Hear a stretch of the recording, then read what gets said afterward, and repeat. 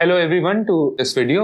ये हमारा competitive exam की प्रिपरेशन और स्ट्रैटेजी का तीसरा वीडियो है। इस वीडियो में हम स्पेसिफिकली बात करेंगे जो एमसीक्यू बेस्ड आपके टेस्ट होते हैं उन टेस्ट को कैसे हैंडल करना है।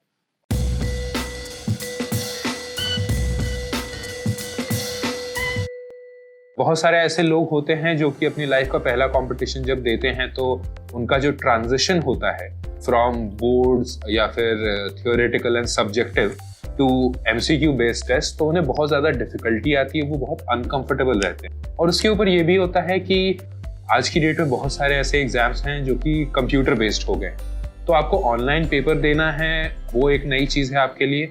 और उसके साथ ही साथ एक और नई चीज़ होती है कि आपको एमसीक्यू बेस्ड टेस्ट देना है। तो एमसीक्यू बेस्ड टेस्ट में बहुत ही अलग अलग टाइप के क्वेश्चंस आते हैं, single correct type, multiple correct type, फिर आपका इंटीजर बेस्ड हो सकता है, असर्शन रीजन हो सकता है और उसके साथ कॉलम मैचिंग हो सकता है। तो ये बहुत ही ज़्यादा वाइड वैरायटी के क्वेश्चंस भी इसमें आ गए हैं। तो इस वीडियो में मैं सिंपली डिस्कस करूंगा कि जो सिंगल करेक्ट टाइप आपके क्वेश्चंस होते हैं जिसमें एक क्वेश्चन होगा और 3 to 5 ऑप्शंस हो गए, कुछ जगह 3 ऑप्शंस होते हैं, कुछ जगह 4, कुछ जगह 5, जनरली 4 ऑप्शंस मिलेंगे और वो जो सिंगल करेक्ट होते हैं उन्हीं पे मैं फोकस करूंगा। बाकी सारे आपके जो एमसीक्यू टाइप क्वेश्चंस होते हैं उनमें यही स्ट्रैटेजीज मोर और लेस वर्क कर जाएंगी।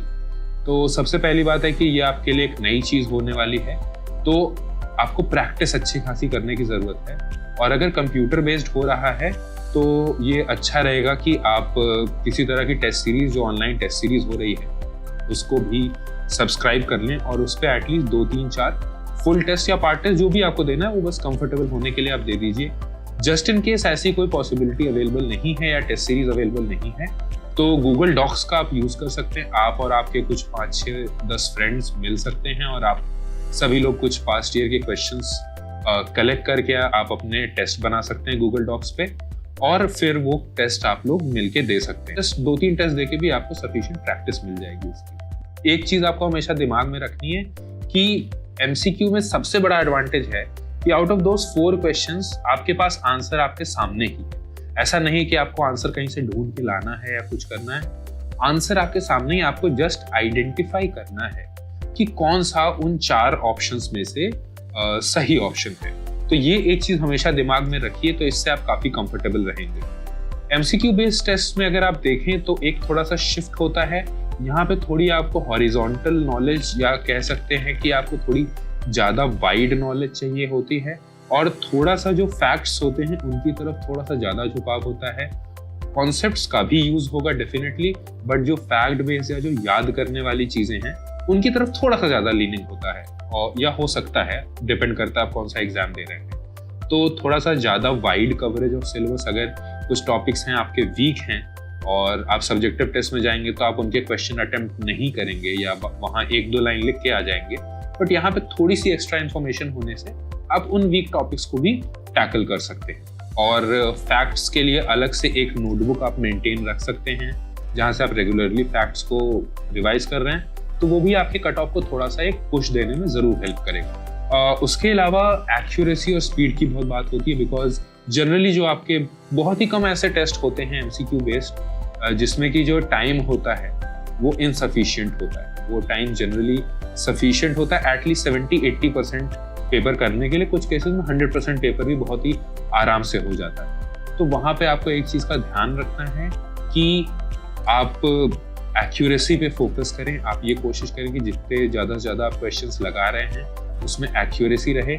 बहुत ज़्यादा क्वेश्चंस लगाने की कोशिश ना कीजिए, इस लालच में मत आइए कि आपके पास टाइम है, आप ज़्यादा क्वेश्चंस लगा सकते हैं, लक फैक्टर काम कर सकता है, प्रोबेबिलिटी आपके फेवर में काम कर सकती है, इस टाइप का रिस्क ना लें।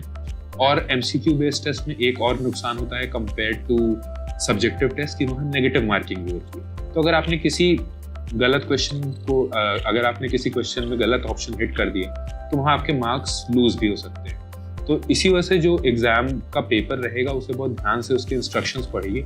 अगर आपका जो पेपर है उसमें नेगेटिव मार्किंग नहीं है then it would be good to attempt all of the questions if you have sufficient time.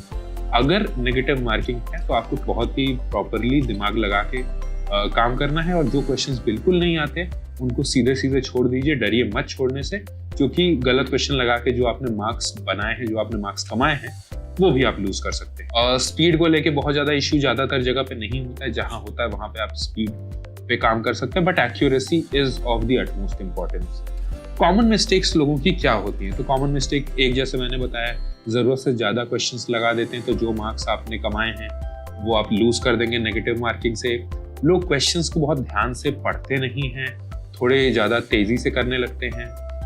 Compare to a subjective paper, आपका एक सब्जेक्टिव पेपर जो होगा वो मैक्सिमम 2 से 3 साइड्स का होगा, और चाहे उतने ही मार्क्स का 100 मार्क्स का हो। But even an MCQ based paper जो कि आपका जिसमें 50 क्वेश्चंस होंगे, वो भी आपका 10 से 15 पेज जा सकता है, तो वो आपको काफी ज्यादा बड़ा पेपर लगता है, तो उसको लेके लोग थोड़ा सा डर सकते हैं, थोड़ा सा अनकंफर्टेबल हो सकते हैं। तो उस एक सिचुएशन में नहीं आना। You have to tackle every question as a separate entity. हर क्वेश्चन को अलग सोच के, अलग देख के आपको एक एक करके अटेम्प्ट करते हुए जाना है। क्वेश्चन रीड करने में इशू आता है, उसके बाद फिर कुछ ऑप्शंस होते हैं जैसे all of these are correct, none of these are correct. इन ऑप्शंस पे लोग बहुत ज्यादा ध्यान नहीं देते हैं, तो इन ये ऑप्शंस हो तो थोड़ा केयरफुल हो जाएं, और इन ऑप्शंस पे भी पूरी तरह आप ध्यान दें। ठीक है, तो ये कुछ कॉमन मिस्टेक्स होती हैं जो लोग करते हैं या कंफर्टेबल हो जाते हैं, इनसे बचें। जनरली कट ऑफ जो होता है, जैसे जब लोग क्वेश्चंस प्रैक्टिस करते हैं तो उनको एक आइडिया नहीं होता है कि कितने क्वेश्चंस अगर हम कर रहे हैं, अपने आप को ये जज कर पाना बहुत डिफिकल्ट होता है कि आप स्ट्रांग हैं या नहीं, वीक हैं या नहीं। तो एक मैंने अपनी साइड से मेरा एक बेंचमार्क है, मैं वो रखता हूँ। अगर आपका जो भी एग्जाम है उसका कट ऑफ 40% या 50% जाता है, तो आप अगर किसी भी एक टॉपिक के क्वेश्चन पेपर कर रहे हैं और उसमें अगर आप 100 क्वेश्चंस लगाते हैं, और जो एग्जाम की आप प्रिपरेशन कर रहे हैं उसका कट ऑफ 50% जाता है, तो अगर आपने कंसिस्टेंटली हर टॉपिक में 100 क्वेश्चंस में 60 के ऊपर आप सही करते हैं, तो आप कह सकते हैं आप एक कंफर्टेबल जोन में हैं, आप एक अच्छे जोन में हैं। But there is just one condition, that the questions that you are attempting of your unit for practice, they should be somewhere around the level of your paper. बहुत ज्यादा easy नहीं होने चाहिए, और डिफिकल्ट होंगे तो स्कोर करने में ऑब्वियसली दिक्कत आएगी। तो वो धीरे धीरे वो आपकी जजमेंट बिल्ड हो जाएगी। तो ये आप एक बेंचमार्क सेट कर सकते हैं, cut off plus 10 marks out of 100 questions. इतना आप हर यूनिट में मेंटेन कर ले जाते हैं, तो आप कह सकते हैं आप कंफर्टेबली उस पोजीशन में हैं जहां आप कट ऑफ निकाल सकते हैं। अगर आपकी एग्जाम में थोड़ी बहुत परफॉर्मेंस अप डाउन होती है उसके बाद भी। उसके बाद ट्रिक्स पे आते हैं। तो ट्रिक्स का जो एक लोगों ने सोच लिया है कि MCQ based test is something like a jackpot, जहाँ पे कि आपके सामने आंसर है, आप ज्यादा से ज्यादा क्वेश्चन मार सकते हैं, आपको प्रोबेबिलिटी आपके फेवर में हो सकती है। तो this is a very very wrong thought process. इस टाइप की थॉट प्रोसेस में मत पड़िए। कोई भी एग्जाम अगर आप निकाल रहे हैं, कोई भी कंपटीशन निकाल रहे हैं जहाँ पे कि 1, 2, 3% का सक्सेस रेट है, तो वहां पे जस्ट लक से नहीं निकल सकता एग्जाम। तो ये चीज अपने दिमाग में रखिए, और जुआ खेलने की कोशिश ना करें आप एग्जाम के साथ। ट्रिक्स की जो बात होती है, बहुत सारी अलग अलग ट्रिक्स बताई जाती हैं, बट इन दी एंड आपकी पढ़ाई ही काम आएगी। एक ट्रिक या मेथोडोलॉजी है जिससे कि मैं सपोर्ट करता हूँ, वो ये है कि जब आपको कुछ क्वेश्चन समझ में नहीं आ रहे हैं और उसमें आपको थोड़ा बहुत आइडिया है, तो आपको कभी कभी 4 ऑप्शंस में से एक ऑप्शन लग जाता है कि ये एकदम से रॉन्ग है, तो उसको आप कट डाउन कर सकते हैं। या फिर अगर आपको जितने रिक्वायर्ड क्वेश्चंस हैं उतने क्वेश्चंस अगर आप लगा रहे हैं, उतने क्वेश्चंस आपके नहीं हो पा रहे हैं, तो मे बी आप थोड़ा सा रिस्क ले सकते हैं। तो रिस्क उन्हीं क्वेश्चंस पे लीजिए जहां आप 1 या 2 ऑप्शंस एलिमिनेट कर सकते हैं। तो वहां से आप थोड़ा सा एक रिस्क एलिमिनेट करेंगे, बट स्टिल वहां पे भी रिस्क ही होगा। But this is one thing that I support. कोई और ट्रिक अगर आपको कोई बताता है या कहीं से आपको पता चलती है, या फिर आप कोई पास्ट ईयर का पेपर देखते हैं किसी एग्जाम का और वहां पे वो ट्रिक अप्लाई भी हो रही है, तो प्लीज बिवेयर, आप वो ट्रिक अपने अटेम्प्ट में यूज ना कीजिए, क्योंकि अगर वो ट्रिक आपको पता चल सकती है एज एन एस्पिरेंट, तो जो भी एग्जाम का पेपर सेट कर रहे हैं उन तक भी वो ट्रिक पहुंच सकती है। तो ऐसा हो सकता है कि वो ऐसा क्वेश्चन बनाए जो कि उस ट्रिक के एंटी चला जाए। तो इस चीज को लेकर सावधान रहें। मेथड ऑफ अटेम्प्ट क्या होना चाहिए? आपके पास 100 क्वेश्चंस हैं, आपके एग्जाम का लेट्स से कि जो कट ऑफ है वो समवेयर अराउंड 50-60 जाता है। आपकी जो एक्यूरेसी है वो भी आप उससे भी आपको एक थोड़ा आइडिया लगेगा पहले से कि आप अगर 100 क्वेश्चंस करते हैं तो उसमें से कितने आप सही करते हैं। तो रफली आप ये कह सकते हैं कि जितना आपका कट ऑफ है उससे लगभग 15 से 20% एक्स्ट्रा क्वेश्चंस अटेम्प्ट करने चाहिए।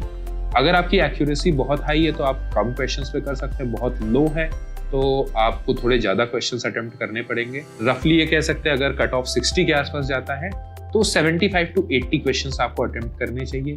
कभी कभी ऐसा हो सकता है कि on a regular basis cut off जाता है 60 के आसपास, बट एक जो आपने जो पेपर दिया बहुत ज़्यादा डिफिकल्ट है, तो ये जानना बहुत ज़रूरी है कि कितने क्वेश्चंस आप कंफर्टेबली अचीव कर सकते हैं, उसके आगे मत जाइए। तो इसमें राउंड फार्मूला चलता है कि आप पहला राउंड लीजिए, 100 क्वेश्चंस हैं, उसमें से जिन क्वेश्चंस में आपको ऑलमोस्ट 100% या मिनिमम 80% कॉन्फिडेंस है उन क्वेश्चंस को कीजिए।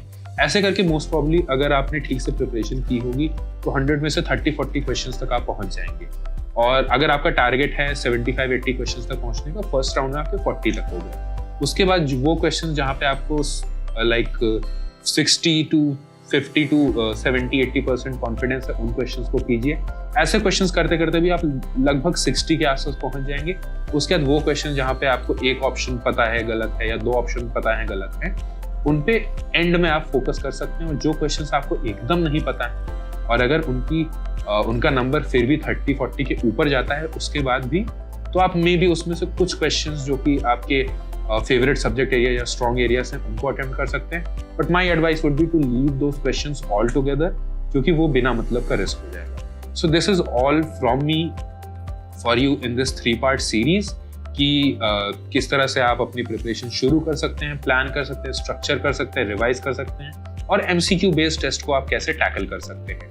अगर आपकी कोई भी और क्वेरी है, कोई भी और क्वेश्चन है, तो आप कमेंट्स के थ्रू या हमारी ईमेल आईडी और हमारे जो बाकी कॉन्टैक्ट डिटेल्स हैं वहाँ से आप चेक कर सकते हैं, हमें रीच आउट कर सकते हैं। और जिन भी चीज़ों पे रिक्वेस्ट ज़्यादा आएगी उस पर हम या तो पर्सनली उन क्वेरीज को रिजॉल्व करने की कोशिश करेंगे या फिर उन पे सेपरेट वीडियोस बनाने की भी कोशिश करेंगे। I hope you like this video, और अगर आपको ये वीडियो अच्छा लगा है तो इसको शेयर कीजिए, लाइक कीजिए और साथ ही साथ हमारे चैनल को सब्सक्राइब कीजिए। Thank you.